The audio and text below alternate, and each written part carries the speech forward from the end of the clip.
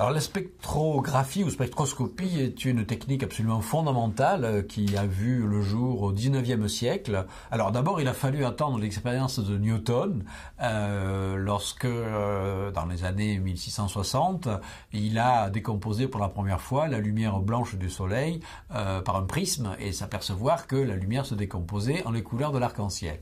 Bon, alors après, plus loin, il a fallu attendre le XIXe siècle pour qu'on mette en œuvre des appareils plus spécialisés, également équipés de prismes, et qui soient capables de décomposer la lumière de tous les objets célestes, y compris les étoiles lointaines et ainsi de suite. Donc c'est la naissance de la spectrographie ou de la spectroscopie. Dans un spectre, la lumière est étalée dans ses différentes couleurs, ses différentes fréquences, et dans ces spectres-là, il y a également des raies, et ça c'est absolument fondamental. Les raies spectrales sont soit des raies sombres, ça veut dire que la lumière est absorbée sur telle ou telle longueur d'onde, ou des raies brillantes, ça veut dire que la lumière est réémise et amplifiée sur certaines longueurs d'onde. Pourquoi c'est absorbé ou réémis? Parce qu'il y a des atomes dans la source de lumière que l'on analyse, qui absorbent le rayonnement et qui le réémettent sur certaines longueurs d'onde. Donc un spectre d'un objet céleste, ça ressemble à un code-barre.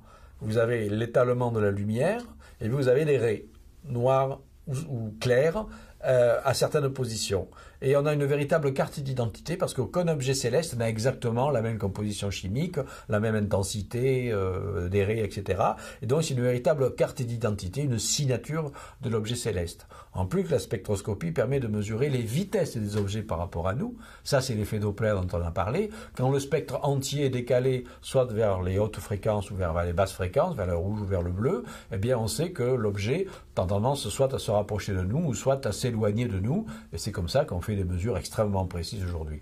Donc la spectroscopie est devenue une technique absolument fondamentale universelle, aussi bien pour détecter par exemple des planètes extrasolaires que l'on ne voit pas directement, mais grâce à la spectroscopie, on voit le léger mouvement que les imprime à l'étoile visible, elle, autour de laquelle elle tourne. On mesure l'expansion de l'univers avec les décalages spectraux des galaxies, et ainsi de suite. Donc tous les objets célestes sont analysés par spectroscopie.